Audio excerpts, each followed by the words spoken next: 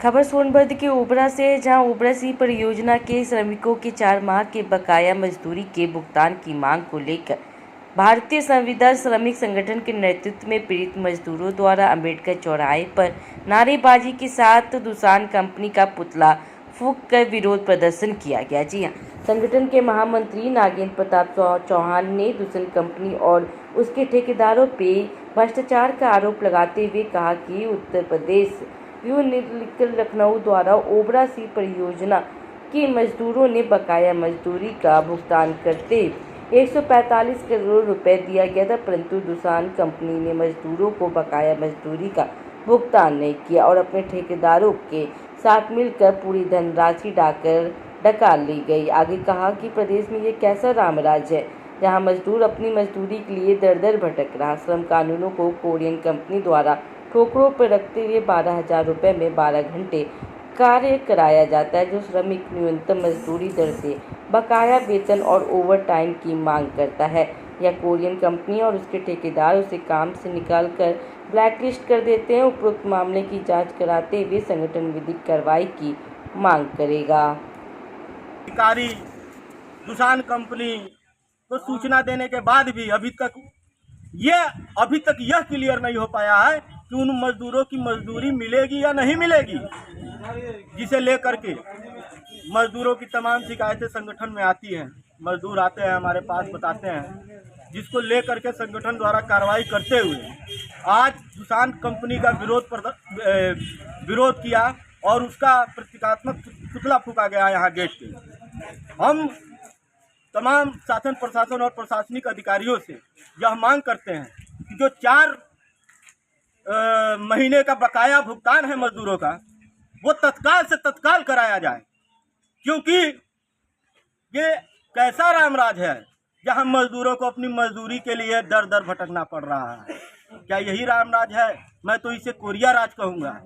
ये कोरिया राज है जहां 145 करोड़ डकारने के बाद ये कोरियन मजदूरों का पैसा नहीं देना चाहते हैं। अगर प्रशासन द्वारा इन मुद्दों को नहीं लिया जाता संज्ञान में, तो आगे क्या कार्रवाई की जाएगी आप लोग की तरफ से?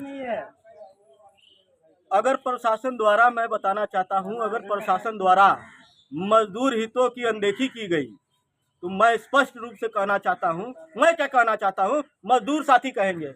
बताइए, अगर आप लोगों का भुगतान नहीं हुआ तो आप क्या करेंगे? आंदोलन करेंगे। क्या करेंगे अगर आपका भुगतान नहीं हुआ तो? हड़ताल करेंगे, भूख हड़ताल करेंगे, आत्महत्या करने की कोशिश करेंगे। देख लीजिए कितना आक्रोश है मजदूरों में। 4 महीने से वेतन नहीं मिला है, क्या करेंगे हम लोग? क्या खाएंगे? क्या बाल बच्चों का पालन कैसे करेंगे? हम ठेकेदार को दोषी नहीं देते हैं, हम दुसान को दोषी देते हैं। अगर कोई वर्कर आगे खड़ा होता है तो उसको सीधा ब्लैक लिस्ट कर दिया जाता है, उसको काम से निकाल दिया जाता है और कहा जाता है 8 घंटा ओटी काट लिया जाता है। कहाँ के नियम कानून बनता है कि वर्कर ओटी करे और उसको ओटी काट लिया जाए अवसर करने पर?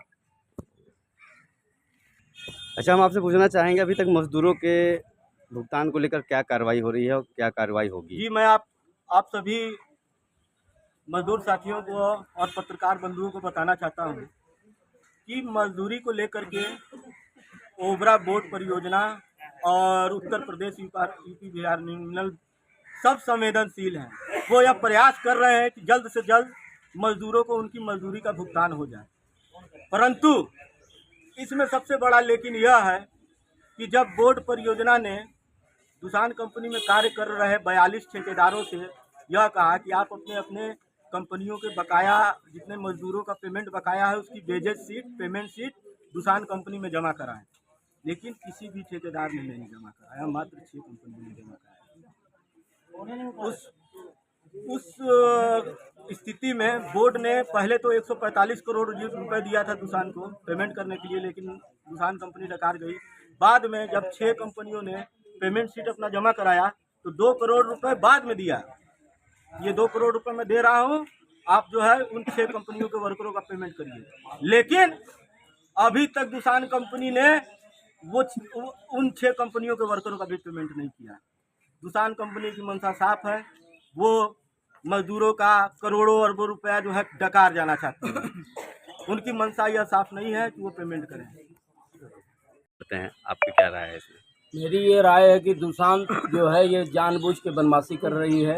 देख रहे हैं कि कितने हफ्ता हो गया है बोर्ड ने ये लगाया है दुशांत को कि आप मजदूरों का पेमेंट स्लिप भेजिए, तो ये दुशांत कान में तेल डाल के ये तो देती है 12 घंटे का 12,000 मजदूरों को और लेती कुछ और है बोर्ड से, तो इसलिए ये पेमेंट स्लिप दे नहीं रहे हैं, जिससे कि लेबरों का पेमेंट नहीं हो पा रहा है, इनका बच्चों की फीस तमाम तरह की इनके साथ दिक्कतें ये पैदा हो गई है।